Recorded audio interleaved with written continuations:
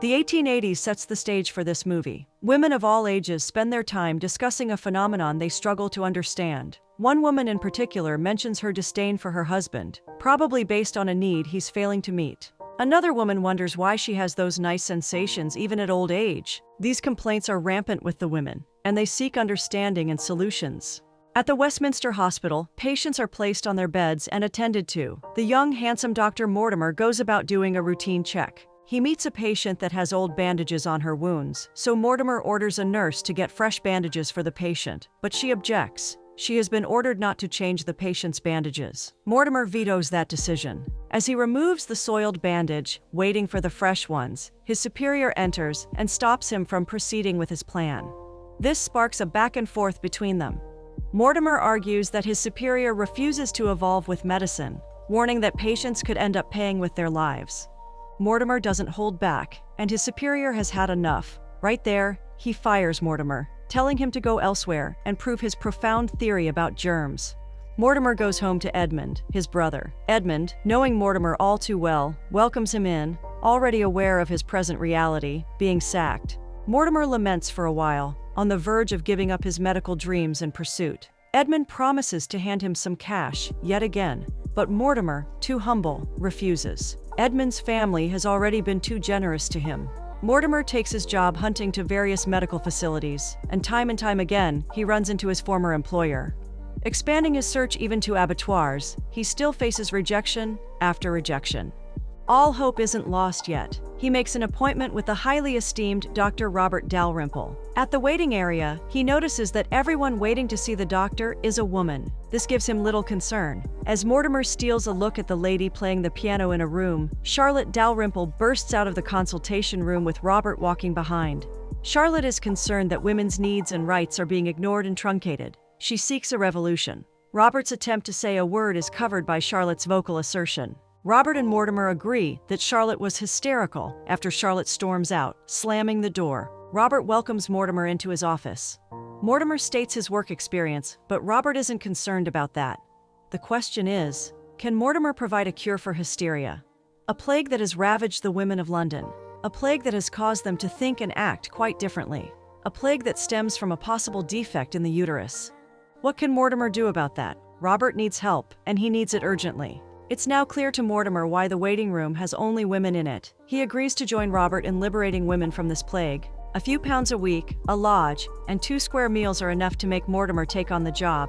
The lady on the piano, Emily, is Robert's second daughter. Robert does the introduction between them, and Mortimer is pleased. Emily's study of phrenology wows Mortimer only because he wonders how that is a thing. Robert allows Emily to test her skills on Mortimer. Emily does, and observes that Mortimer has great wisdom and sympathy in him. The only other thing she observes scares her, even though she thinks it's a key to unlocking a future of endless possibilities for him. Mortimer goes home to Edmund to share the news of his job. Edmund immediately senses why Mortimer might be eager to resume soon. It's Emily. He thinks Emily is the perfect definition of the English woman: poise, intelligence, and charisma. Well, Edmund wouldn't worry himself with these kinds of work. Being a beneficiary of family wealth gives him rest. As an electricity enthusiast, he just spends his time and money buying every invention that he fancies and inventing some himself. The two tease each other and cheer for their failings. The next day, Mortimer resumes work. Their first patient is Mrs. Parsons, a rather advanced woman. Mrs. Parsons positions herself by spreading her legs, ready to be treated. Robert applies the appropriate oils on his hand and begins the vulva massage. Alongside, he explains the process to his new employee. Robert intensifies, making Mrs. Parsons moan from pleasure, or treatment, as they will call it.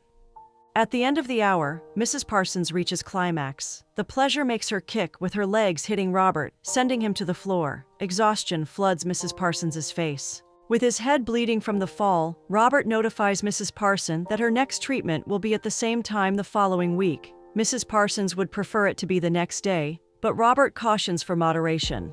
At dinner, Molly, Robert's maid, serves Mortimer a little too intentionally, and this doesn't go unnoticed by Robert. As they dine, Mortimer talks about his late parents and how Edmund's family took him in, offering him a better life and education. Emily's comment further opens Mortimer's eyes to her versatility. He acknowledges it, making Emily smile. A smile that Robert also notices but waves off. Charlotte makes it to dinner rather late. She enters with a disruptive ambiance, creating a discussion not fit for dinner time. The once peaceful table turns chaotic when Charlotte begins arguing with her dad. Charlotte has chosen to work in defiance of Robert's choice. Robert has also decided to withhold certain privileges from her. She then promises never to come back home before storming out. Charlotte doesn't back down on her charitable works, managing a settlement house and looking after the less privileged and vulnerable kids. Molly ends up being a bone in Mortimer's throat. Hard to spit out, hard to swallow, as she offers to perform oral sex on Mortimer. It's almost a case of harassment, as Mortimer runs for his dear life. Mortimer begins carrying out the vulva massage on patients successfully. In no time, the hospital gets filled to the brim on a daily basis. Women of all ages line up to get treated for hysteria. This takes a toll on Mortimer without him noticing. His hands keep twitching. One time, he finds it hard to handle a serving spoon. At the dining table, Robert proposes to make Mortimer a partner at the hospital, seeing that he has no male son to carry the practice on. He also chips in a word concerning Emily being a worthy wife someday. It's evening, and as Mortimer prepares to close work for the day, Charlotte enters with Fanny. Fanny has broken her leg, and Charlotte needs her treated, of course, free of charge. Mortimer obliges her. In no time, Fanny's leg has a cast around it, a perfect job from Mortimer. As Charlotte leaves with the patient, she welcomes Mortimer to visit the settlement home should he wish to. Following Robert's suggestion, Mortimer would like to hear from Emily what she thinks about a matrimony. Emily would love that. Granting her father's wish is her greatest desire. This puts a dent in Mortimer's joy. Emily's reasons for agreeing to her father's suggestion won't cut it.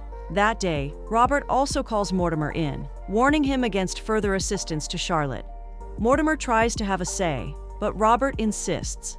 The next day, Mortimer and Charlotte bump into each other brashly in front of Edmund's home. She confesses with a light heart that she's going about seeking cash gifts for the settlement home, but to no avail. Charlotte takes her begging to the Huddlestons. They dissuade Charlotte from the services she's rendering, but Charlotte stands her ground. She settles for a loan from them, using her mother's jewelry as collateral. The next day, Mortimer pays the settlement home a visit, disguising that he's following up on Fanny. Charlotte understands this call. After taking off the cast from Fanny, Mortimer and Charlotte settle for a cup of tea.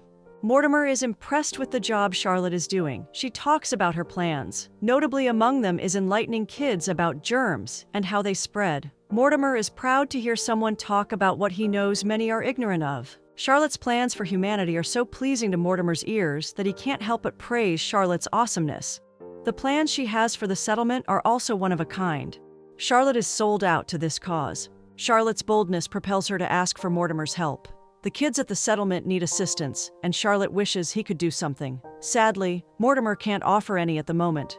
Charlotte quickly deciphers that Robert might be behind this stiff resistance from Mortimer. Mortimer's hand fails to recover from the treatment he gives. This makes him fumble at his job. The women report Mortimer to Robert, and Robert immediately dismisses him. Mortimer goes back to Edmund and finds Edmund's new invention powered by electricity. It's a cleaning device that gets rotated by a motor, making the feathers move in a circular motion. As Mortimer uses it, he finds inspiration to do something marvelous from this experience. Mortimer and Edmund work on the device, and soon turn it into something that can be used in massaging the vulva. An invention is about to be born. And who better to try it on than the carefree and money-driven Molly? Molly is paid and the inventors begin the process. Molly enjoys every bit of it, and in 5 minutes, she reaches climax. The next day, Mortimer and Edmund pay Robert a visit and table their invention before him. Robert doubts, but Edmund puts in good words for his co-inventor. The pros outweigh the cons, so Robert gives in. They try the process on Mrs. Castellari, and it seems like a miracle invention. The next day, the clinic is full. Every lady in London wants a vulva massage from Mortimer and his team. Soon, it's Mortimer and Emily's engagement party. Charlotte gets there before her family members and takes the chance to lecture Mortimer. She is certain that what Mortimer and her dad call the hysteria treatment is just a pleasure tactic for sexually depraved women. Charlotte can argue this all day, and she hopes that Mortimer sees it that way very soon. Edmund's parents, Mr. and Mrs. John Smith, make an entrance too. Mortimer makes an introduction between them and Charlotte. They already love Charlotte, thinking she's the one Mortimer is getting engaged to. Mortimer corrects the notion, with Charlotte stating that she'd rather marry Edmund than the young doctor. Finally, the rest of the Dalrymple family finds their way to the venue. Mr. John Smith isn't very pleased to see that it's Emily, instead of Charlotte, their foster son will marry. They all disperse to have a chat, leaving Mortimer and Charlotte together. Just then, Mrs. Pierce enters the hall battered and bleeding. She's been handled roughly by men who came to reclaim the loan. Mr. and Mrs. Huddleston take a step back, since Robert has bought the note from them. Charlotte is surprised as to why her dad would do that, seeking to close the settlement home. The police come to get Mrs. Pierce, and during the scuffle, Charlotte lands a punch on the officer's face. The next morning, the papers have Charlotte's name all over to stand trial. On the trial day, Mortimer has a duty to stand as a witness that Charlotte suffers from hysteria. Robert says it's the only way she can escape incarceration. Mr. Squires, the prosecuting lawyer, makes sure to question Charlotte properly. He makes a case against Charlotte, claiming she needs to be locked up for a while, and surgery for incurable hysteria to be carried out on her. Mortimer shows up at the courtroom late, due to conflicting decisions. Mr. Squires' questioning makes Mortimer's answers indict Charlotte of not just suffering from hysteria, but being aggressive, erratic, and volatile. Coming from a doctor, Mr. Squires holds this as a basis for his recommendation.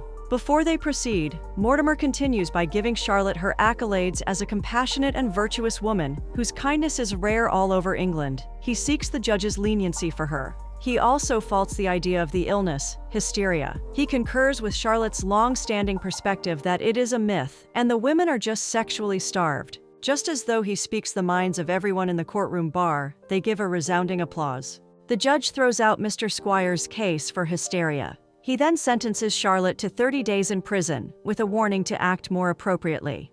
Charlotte is pleased with Mortimer. She thanks Mortimer for doing the right thing, while also praising his invention. She thinks the invention is perfect, but not for the myth called hysteria. Mortimer can't help but praise Charlotte's grace. One minute she's tough, the next minute she's spitting wisdom. Charlotte's trial also serves as an eye-opener for Emily. She now wants to live her life just as she deems fit. She has given up phrenology, and Mortimer also. She will make her choices and not live with her dad's. Mortimer returns home to check royalties from the sales of their new invention, as its fame has now spread abroad. Coincidentally, it's the day Charlotte will be free. Mortimer goes to the prison to receive her. He then hands her a check, money that can well set up a settlement home. They immediately make plans to work together. Mortimer has other plans too. He whips out a ring and asks for Charlotte's hand in marriage. Charlotte agrees on the spot. The two end up kissing passionately. The portable home-use massager, as it is now called, keeps selling and getting shipped out to women of all ages, knocking the idea of hysteria while giving women ultimate pleasure.